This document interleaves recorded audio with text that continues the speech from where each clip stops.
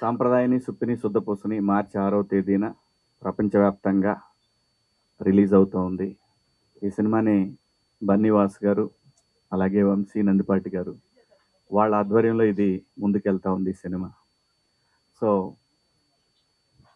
ఒక lucky combination వాళ్ళది ఈటీవీది. So అదే ప్రాసెస్లో వెళ్తూ ఉంది ఈ సినిమాకి. అన్నీ కూడా నేచర్ ఏమనుకుందో అదే జరుగుతూ వెళ్తూ ఉంది. వాస్తవంగా ఈ సినిమా నేను స్టార్ట్ చేసింది మాత్రం థియేటర్కేనండి. సాయి గారు అంతే కదా. సో థియేటర్కే స్టార్ట్ చేశాము. అంటే ఏమవుద్దంటండి, ఈ కథకున్న గుణము, న్యాయంగా మాట్లాడుతున్నాను నేను, ఈ కథకున్న గుణము కథ తెలియకూడదు. ఈ జానర్కే ఉన్న గుణం అది. దాన్ని మనం కథ చెప్పినప్పుడు ఎంజాయ్ చేసిన విధానము మళ్ళీ నువ్వు రేపు పొద్దున్న థియేటర్లోకి చూసేటప్పుడు ఏంటంటే అతను చెప్పింది తీశాడు, ఇలాంటి ఫీలింగ్ వస్తుంది. ఇది నిజం. కానీ ఈ సినిమా ఏదైతే ఈటీవీ వినికి చెప్పామో అది మాత్రమే తీసాం.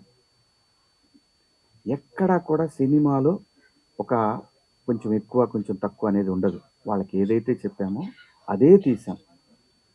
ఇందులో వాళ్ళకి చెప్పిన ఆర్టిస్టుల కన్నా కూడా చాలా పెద్ద ఆర్టిస్టులను పెట్టాను ఈ సినిమాకి.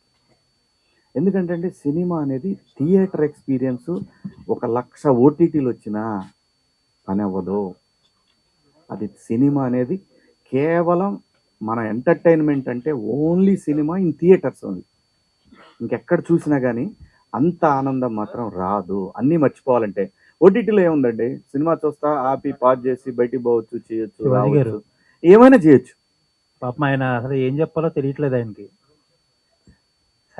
అదేం లేదు, చెప్తామండి, అన్నీ చెప్తాను, క్లియర్గా అన్నీ చెప్తాను నేను. సో ఏమైంది, ఈ కంటెంట్ వాళ్ళు ఓటీటీకి ఎందుకు అడిగారనేది నేను దాన్ని కూడా క్లారిఫై చేస్తున్నా. వాళ్ళు చెప్పారు ఆల్రెడీ. ఇంత మంచి కంటెంట్ ఒరిజినల్లో ఇంతకుముందు అంటే ఒక 1.5 year నుంచి వాళ్ళు డైరెక్ట్గా ఒరిజినల్స్గా రిలీజ్ చేయలేదు. సినిమా వేసిన థియేటర్ వేస్తున్నారు, దాంట్లో వేస్తున్నారు.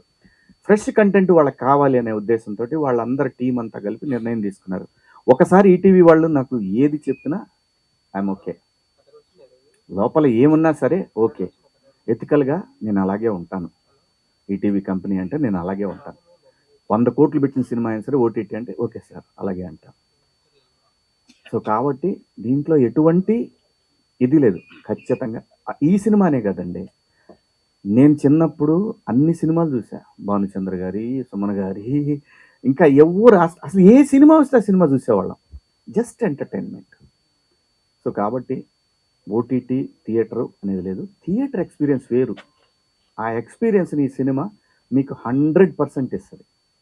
సినిమా ఇది థియేటర్లో వర్కౌట్ అవ్వదు, దీన్ని ఓటీటీ ఆ ఉద్దేశం అస్సలు లేదండి, ఎవ్వరికి కూడా లేదు. ఉంటే వంశీ గారు, బన్నీవాస్ గారు, ఆయన బన్నీ అంటే అలవాటు అయిపోయింది మాకు.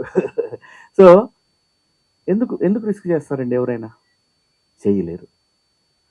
వంశీ గారు, బన్నీ గారు, వాసు గారు సినిమా చూసి నా చెయ్యి అలా పట్టుకుని పక్క తీసుకెళ్లారు. చాలా మంచి సినిమా తీసామన్నా, చాలా క్వాలిటీ ఫిలిం తీసామన్నాను. లేకపోతే సినిమా చూశారు బాగుంది అని నేను వెళ్ళిపోతారు కదా. వంశీ గారికి అంతకు ముందు చూపించినప్పుడు ఏంటి, జస్ట్ ఊరికే రష్ చూపించాం. కాపీ వచ్చి నాకు చూద్దామన్నారు. కాపీ వచ్చి నాకు చూసారు. ఇప్పుడు ఎలా ఉందండి వంశీ గారు అన్న. బాగుందండి అంతే. అందరు ఎవరెవరు చూసారు, మీరు వచ్చారు, వంశీ గారు, అనిల్ గారు, అలాగే ఈటీవీ ఫ్యామిలీస్ అందరూ చూసి, మా ఫ్యామిలీస్, మా టెక్నీషియన్ ఫ్యామిలీస్ అందరూ హిలేరియస్గా ఎంజాయ్ చేసిన తర్వాత ఒకటే ఆలోచన, అంతే, ఇంకా రెండో మాటే లేదు, థియేటర్కి వెళ్ళిపోదాం. ఏం సాయి గారు, పక్కా ఇదే అండి. ఇందులో ఏమీ మేనమేషాలు ఏమీ లేవు. అసలు ఒకటండి, బాలేకపోతే నేనే ఒప్పుకోను. ఏంది మన బిడ్డ అయితే మాత్రం బాలేకపోతే ఎలా, దాన్ని ఆ లెక్కలో ఎలా చూడలేము. సో ఇంత మంచి సినిమానే థియేటర్కి తీసుకొస్తా ఉంది. చాలా నేను ఎక్కడ కూడా ఇంత కూడా లోపల గుండెల్లో ఎంత బాధ ఉన్నా కూడా నేను ఎక్కడా కూడా ఏమో సినిమా నిర్ణయమేనేమో ఓటీటీకి వెళ్తాం, ఓకే అలాగే వెళ్దాం. మళ్ళీ అది ఎలా వచ్చి మళ్ళీ థియేటర్కే వచ్చింది సినిమా. సో సినిమాకి ఎప్పుడు ఏం కావాలో అదే జరుగుద్ది తప్ప మనం ఏం ఊహించుకున్నా జరగదు. సో అలా ఈ సినిమాకి జరిగిందండి. ఒక మంచి సినిమా, గ్యారంటీగా పక్కాగా ప్రతి ఒక్కళ్ళకి నచ్చే సినిమా తీసా. ధైర్యంగా ఇది నేను తీసిన సినిమా అని చెప్పుకోవటానికి ఏ మాత్రం చిన్న ఆలోచన కూడా మీరు కూడా మీ మీ మన్ననలు అయితే గ్యారంటీగా పొందుతాను. మంచి సినిమా తీసామనే మాట అయితే వస్తూ ఉంది. సో ఇది ఈ క్రెడిట్ అంతా కూడా పూర్తిగా టోటల్ టీం వర్క్ అండి. ఇది డైరెక్టర్ కావచ్చు, కెమెరామెన్ కావచ్చు, ఎడిటర్ కావచ్చు, అసిస్టెంట్ డైరెక్టర్లు, కెమెరా డిపార్ట్మెంట్, ప్రతి ఒక్కళ్ళు కూడా అండి. ప్రతి ఒక్కళ్ళు నాకు ఫ్రీడమ్ ఇచ్చినటువంటి ఈటీవీ కావచ్చు, అందరు ప్రతి ఒక్కళ్ళకి ఈ క్రెడిట్ వెళ్తా ఉంది. ఆర్టిస్టులుగా లయ నిజంగా ఆమెకి మేము ఇచ్చిన డేట్లు చాలా తక్కువ. 20 డేస్ అయినా ఇచ్చాం. ఆవిడ ఎన్ని రోజులు చేసిందో ఆవిడ ఒక్క రోజు లేకపోయినా కానీ వచ్చి లొకేషన్లోనే కూర్చునేవాళ్ళు. సో సో షూటింగ్కి కరెక్ట్గా 6:30కి 7కి షార్ట్ తీయాలంటే లయ ఇలా 6:30కి షార్ట్ తీస్తున్నాం మనం అంటే 4:30కి వచ్చిన రోజులు చాలా రోజులు ఉన్నాయండి. సో అంత ప్రేమించి చేసాం ఈ సినిమాని. అందరూ అలాగే చేస్తారు, అందరిలాగానే మేము చేసాం. డెఫినెట్గా రేపు 6వ తారీఖున మార్చి 6వ తారీఖున ప్రపంచవ్యాప్తంగా థియేటర్లోకి వస్తూ ఉంది. మీ అందరూ దీన్ని ఖచ్చితంగా ఆదరిస్తారని, అలాగే నా తోటి నటినట్లు అందరూ కూడా ప్రతి ఒక్కళ్ళు, ఆలీ అన్న అయితేనేమి, ప్రిన్స్ అయితేనేమి, ఇమాన్యుల్ అయితేనేమి, అలాగే విలన్ శరత్ గారు అయితేనేమి, బెంగళూరు కన్నడ ఆర్టిస్ట్ ఆయన అయితేనేమి, అందరూ ప్రతి ఒక్క ఆర్టిస్టు కూడా డేట్లతో సంబంధం లేకుండా అడిగిన ప్రతిసారి వచ్చారు. అలాగే ఈరోజు రోజా ఉన్నా కూడా అన్న ఆలీ అన్నకి ఫోన్ చేసి అన్న మీరు వస్తే బాగుంటుందన్న అంటే ఆయన వచ్చేసారు. అది కూడా నాకు అనిపించింది లోపల, ఆయన ఉపవాసంలో ఉన్నారు ఏమో, అల్లా బ్లెస్సింగ్స్ ఉంటే వస్తాడు అనుకున్నాను. వచ్చేసాడు అల్లి అన్న కూడా. సో ఇంతమంది బ్లెస్సింగ్స్ ఉన్నాయండి ఈ సినిమా. దీనికి 1.5 year కష్టం.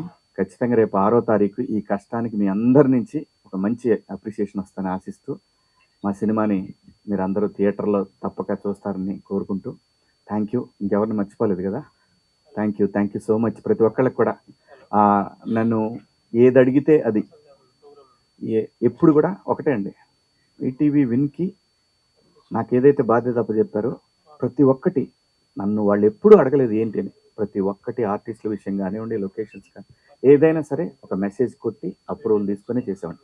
ఎందుకంటే నేను అడిగాను వాళ్ళని, ఫస్ట్ కట్ చూపిస్తా సార్, అప్పుడు మీరు ఏం చెప్తే అది చేస్తానని. అది నాకు గౌరవం ఇచ్చినట్టు అయింది, ప్లస్ నాకు అకౌంటబిలిటీ పెరిగింది. అట్ ది సేమ్ టైం ఆ అకౌంటబిలిటీని ఫుల్ఫిల్ చేశాననే నమ్మకం వీళ్ళందరూ చూసి బాగుంది అనేసరికి నేను మెసేజ్ పెట్టాను సాయి గారికి. సాయి గారు, సినిమా అందరికీ నచ్చింది, మీకేం మాట ఇచ్చానో నేను అది చేశాను, నా బాధ్యత ఇంకా నెక్స్ట్ ప్రజల చేతుల్లో ఉంది. ఖచ్చితంగా ఇంతమందికి నచ్చిన సినిమా ప్రజలకు కూడా నచ్చుదని ఆశిస్తూ మా సినిమాని జనంలోకి తీసుకెళ్ళటానికి కారణమైన అనిల్ రావిపూడి గారికి పరోక్షంగా కారణం ఆయనే, ప్రత్యక్షంగా కూడా ఆయనే కారణం. So thank you Anil.